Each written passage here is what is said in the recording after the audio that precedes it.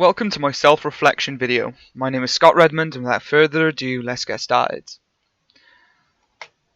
So firstly, I want to discuss my workflow of choice, Agile software development. Conscripting myself to the Agile development plan, I have seen several vast improvements in my productivity and efficiency.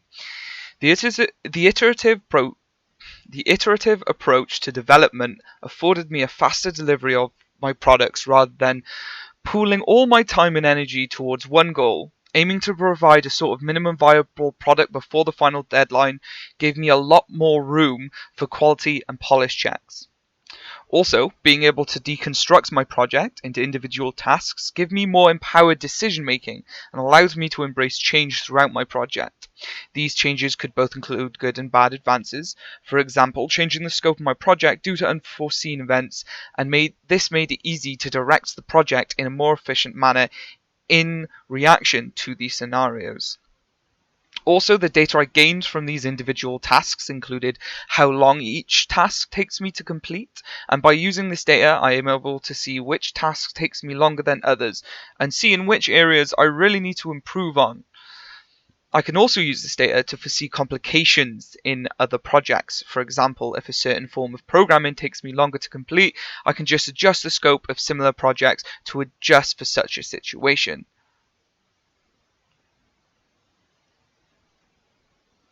Next, I want to discuss my ideation process, which has also changed drastically throughout this module.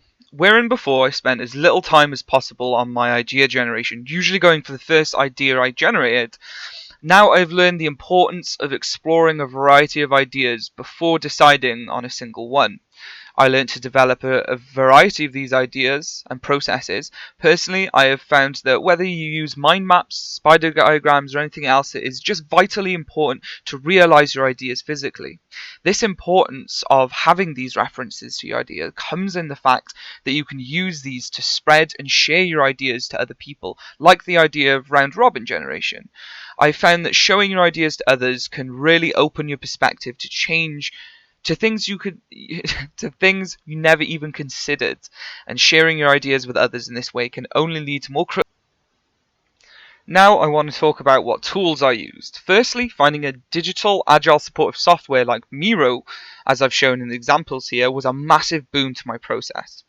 While there are others like this, such as Trello, Miro is the closest thing I've found to a physical Scrum board and offers a lot more customization. Here, I was able to keep a consistent record of sprint backlog tasks, any data these tasks presented, and also record key information throughout the project, such as project outlines or guidances or interesting references that I've discovered in my spare time. Miro created a place that I could really hold a consistent vision of my whole project.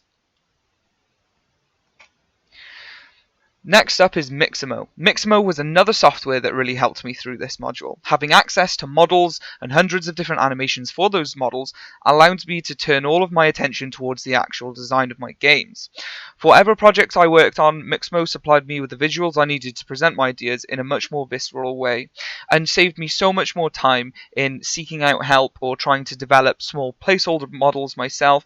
This really allowed me to hone down into the skills I wanted to work on, such as programming or combat design or any of these things. It was massively helpful to my process.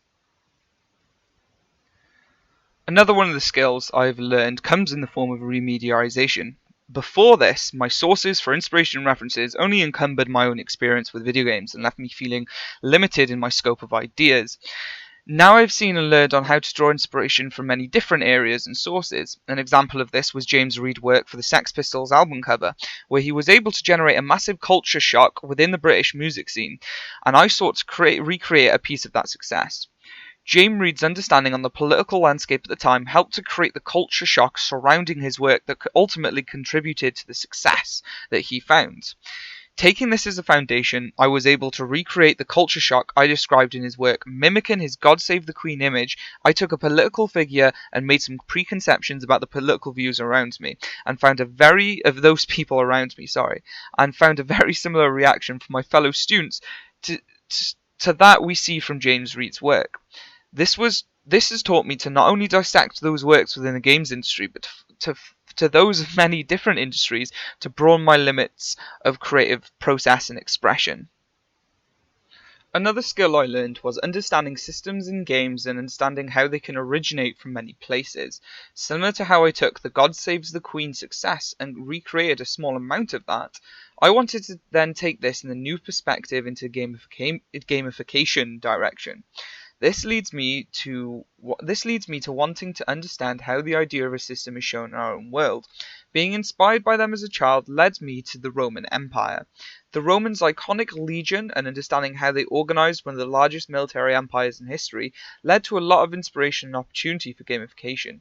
Deconstructing these vast armies, showing how the politicians of the Roman Empire could control these immense armies, showed me just how you could take some of those army tactics and apply them in my own systems and design, and those tried and tested systems existed throughout history, and I just needed to look at this kind of in-depth inspiration to discover that other games such as strategy games had used these systems as they had already proven themselves successful to base their entire gameplay loops and cycles, and then I can use this same form of perspective to inspire my own design and support my own arguments for why the design I choose is any good or will be successful. So in conclusion, I've learnt to use organized and efficient workflows in my project processes. I've learnt new ways to share and improve on my ideas through things like creating physical representations of my ideas and sharing those with my peers and gaining greater perspectives.